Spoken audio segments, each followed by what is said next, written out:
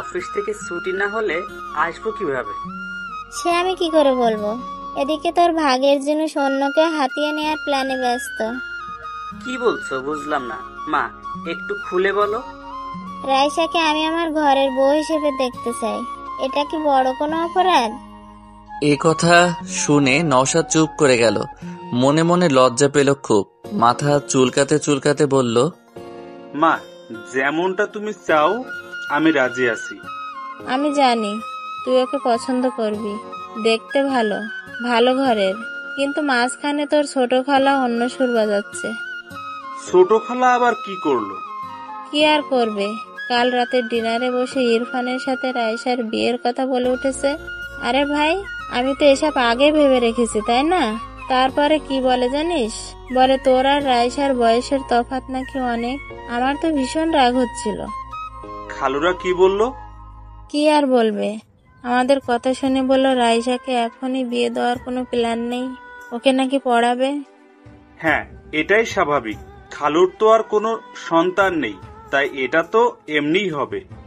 আমার তাতে কিছু সমস্যা নেই, জানিস আমি ঠিক ভাইজানকে রাজি করে নিতাম, কিন্তু সব কিছুতে পানি ঢেলে দিল তোর ছোট খালা। আচ্ছা ঠিক আছে, এত টেনশন করার কিছু নেই। তারপরেও রাইসার মতো দেখতে হবে।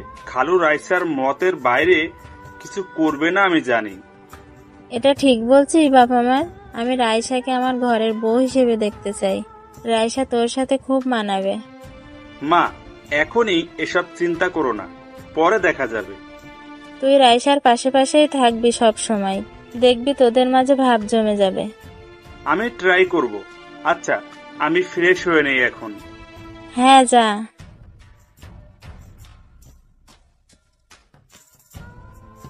রাইসার ছোট খালা নওশাদের আসার কথা শুনে দ্রুত নিজের রুমে চলে আসলো।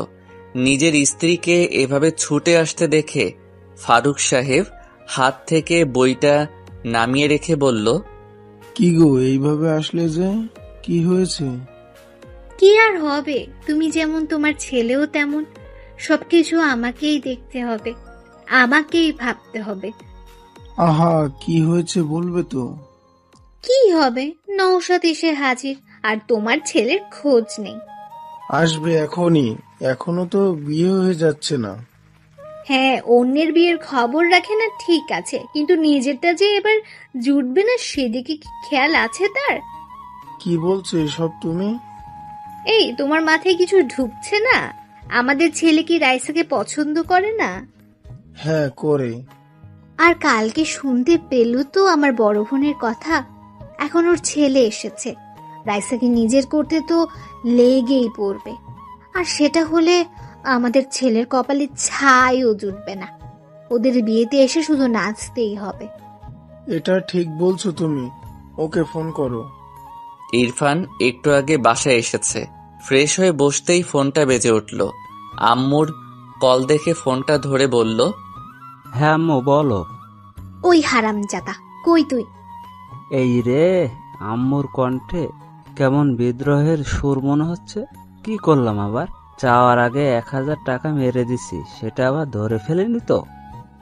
ইরফান ভয়ে ভয়ে বলল, কি হয়েছে মা? হবে কি, তোর কপাল পুড়েছে। কপাল? না না, আমি ঠিক আছি, আমার কপাল তো ঠিক আছে। গাধার বাচ্চা, কথা কি চাপিয়ে খাস? আম্মা কি বলো এসব? কি হয়েছে বলবে তো? জানিস কি হয়েছে? তোর বড় খালা ওনার ছেলের জন্য রাইসাকে পছন্দ করেছে। নওশাদ এসেছে এখানে, আমিও বলেছি তুই পছন্দ করিস ওকে। তুই বুঝতে পারছিস কি হচ্ছে? আম্মা, আমি এখনই রওনা হচ্ছি। এভাবে কেউ আমার ভালোবাসাকে নিতে পারবে না আম্মা। তোমার ছেলে আসছে। জলদি আয় গাধা কোথাকার। সকাল সকাল রাইসা উঠে মায়ের কাছে গেলে মরিয়ম বেগম বলল, কি ঘুম ভাঙছে? কি রান্না করো আম্মু? মাছের ভেটকি। ওয়াও, আমার তো হেভি ভালো লাগে। আচ্ছা আম্মু, রাফিকে আনতে যাবা না? আজকে তো আসার কথা। মরিয়ম বেগম মেয়ের দিকে তাকিয়ে বলল, এত চিন্তা কেন তোর? তোর বিয়ে করা বর নাকি ও? যা আম্মা, কি যে বলো না, আমার লজ্জা করে। রাইসা, এখান থেকে যা, না হলে খুন্তির বাড়ি দিয়ে একদম লজ্জাকে প্লেনে রেখে আসবো, যেন আর না আসে তোর কাছে। রাখছো কেন? আমি কি করছি? আবার বলে কি করছি? তুই যাবি নাকি আমি এখন মাছ ভাজা বাদ দিয়ে তোকে ভাজা শুরু করব? যাচ্ছি যাচ্ছি, এভাবে বলার কি আছে? রাইসা যখন যেতে যাবে অমনি সেখানে রাইসার বড় খালা শাহনাজ বেগম এসে বলল, আরে মা, উঠে গেছো? বাহ, খুব সুন্দর লাগছে। ধন্যবাদ খালা। আচ্ছা শোন না, নওশাদ এসেছে, দেখা করেছিস? তাই?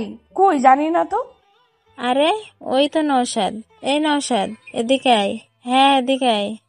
নওশাদ আসলে রাইসা সালাম করলো। খালা বলল, দেখেছিস আমাদের রাইসা কত বড় হয়ে গেছে আর কত সুন্দরী। হ্যাঁ, আগে তো অনেক কিচ্ছি ছিল। কেমন আছো রাইসা? ভাইয়া, আপনি ভালো আছেন নাকি সেটা বলেন। আর আপনি বিয়ে করছেন না কেন? এইভাবে চলতে গেলে পরে মেয়ে পাবেন না। এই কথা শুনে রাইসার আম্মু পাশ থেকে মনে মনে হেসে উঠল। ভাবছে, মেয়েটাও না মুখের উপর কথা বলে দেয়, কি যে করি একে নিয়ে। আর বুবুকেও বলি, রাইসা কখনই নওশাদ বা ইরফানকে কাউকেই পছন্দ করবে না। কেন যে বোঝে না এরা, কি আর করার, নিজের বোন, কি আর বলবো। তবে রাইসা এদের ছাড়বে না, যদি এসব জানতে পারে আমাকেই ছাড়বে না। শাহনাজ বেগম বলল, আরে কি বলো, আমার ছেলে এখনো ইয়াং, শুধু পড়ালেখার চাপে এমনটা হয়েছে। তবে কি ভালো জব করে দেখেছো? হ্যাঁ, এখন জলদি বিয়েটাও করে নিন। আমার কত শখ আমি আপনার বিয়েতে আসব, মজা করব। আপনার তো এই বোনদের কথা মাথাতেই থাকে না। রাইসা, যা না, দুজনে কথা বল। যা, তোরা কথা বল। তখনই ওখানে ছোট খালা আফসা বেগম এসে হাজির। এভাবে রাইসা আর নওশাদকে দেখে ওনার তো ভেতরটা জ্বলে যাচ্ছে, তবে সেটা প্রকাশ না করে বলল, আরে রাইসা, কই যাও? এই তো হসপিটাল যাব ভাবছি। ও, রাফিকে আনতে? হ্যাঁ, বেচারা আমার জন্য এসব হলো, তাই যেতে তো হবেই।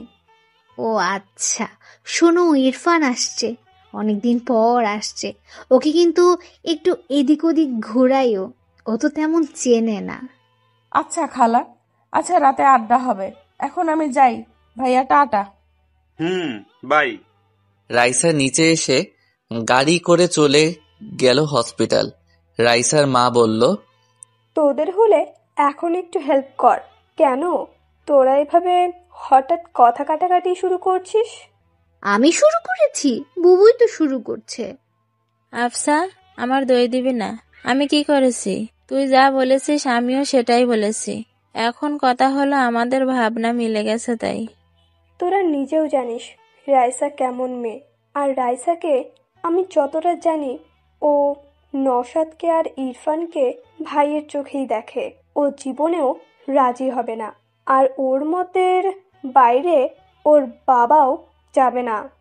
সে দেখা যাবে, তুই খালি নেগেটিভ বলিস। রাইসা আমার ঘরে, আসলে তোদের কোনো চিন্তা হবে না, আমার মেয়ের মতো থাকবে। আমার আমার একটা মাত্র ছেলে ইরফান, কম কিসে? তাছাড়া দুজন সেম বয়সী। আচ্ছা থাম, রাইসার ব্যাপার তো, রাইসাকে বুঝে নিতে দে। রাইসা যদি দুজনের মধ্যে কাউকে পছন্দ করে তাহলে ভালো, আর না করলে তো কিছু করার নেই। এদিকে আমি শেষ। হসপিটালের খাবার আমার একদম ভালো লাগছে না। বাসা থেকে এখনো নিতে আসিনি কেন? চলে আসার কথা তো। দূর, ভালো লাগে না। ফোনটা নিয়ে দেখলাম, ও মা, আব্বু 20 বার ফোন করেছিল। এই রে গেছি আমি। ঘুমিয়ে থাকার কারণে ঠিক পাইনি। ঝাড়ুর বাড়ি কপালে আছে কনফার্ম। আমি দ্রুত ফোন ব্যাক করলাম। এখন মিষ্টি কথা ছাড়া কাজ হবে না, তাই ফোন ধরতেই আমি বললাম, সরি সরি সরি, আমি রিয়েলি সরি। ওই উল্লুক, মাথা ছাড়া গাধা একটা, এতবার ফোন করেছি, কই ছিলি? সরি মা, আমি একটু ঘুমিয়েছিলাম, সরি। দাঁড়া, আমরা আসছি তো, তোকে পেটানোর অভাব। এখন কি অবস্থা? জি ভালো, বাসায় যাব এখন। আচ্ছা, আমরা আসছি। তোর আব্বুর বিজনেস থেকে আসলো আজ, তাই আজই আসছে। ওকে, চলে আসো। I am waiting. Love you. ঠিক তখনই রাইসা দরজায় এসে হাজির। এভাবে আই লাভ ইউ আর কিস করা দেখে রাইসার পা থেকে যেন মাটি সরে গেছে। রাইসা রাগে লাল হয়ে গেছে, সাপের মতো ফোঁস করছে রাগে। আমি ফোনটা রেখে মুচকি মুচকি হাসছি, যেটা দেখে রাইসা আরো রেগে গেছে। আমি হঠাৎ ফোঁস শব্দে দরজার দিকে তাকাতেই রাইসার রাগ এখানে বসে অনুভব করতে পারছিলাম, যেন আমি কোনো আগুনের তাপ শরীরে অনুভব করছি। তবে ওর এই রাগার কারণ আমার অজানা। ইদানিং ওর হাবভাব আমার বোঝার বাইরেই থাকে। হুট করে মাইশা আপুর কথা মনে পড়ে গেল। রাইসা আমাকে পছন্দ করে। বুকের ভেতরে ধুক করে উঠল। নিতান্ত সুন্দরী মেয়ে যখন কোনো পুরুষের উপর ভালোবাসার দাবি নিয়ে বসে, তখন ওই পুরুষের হিতাহিত ভাবনা চিন্তা কমে যায়। ভাবনার বাসা বাঁধে ঘরে। আমিও তার ব্যতিক্রম না।